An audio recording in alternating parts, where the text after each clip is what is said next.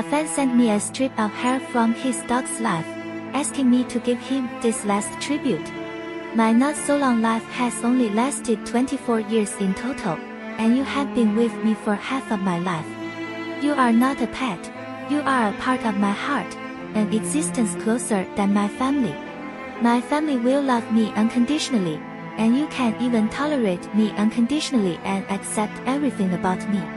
Even in the last days of your life, you did not choose to drag me down, but left quietly by yourself. Even death seemed to be guarding me.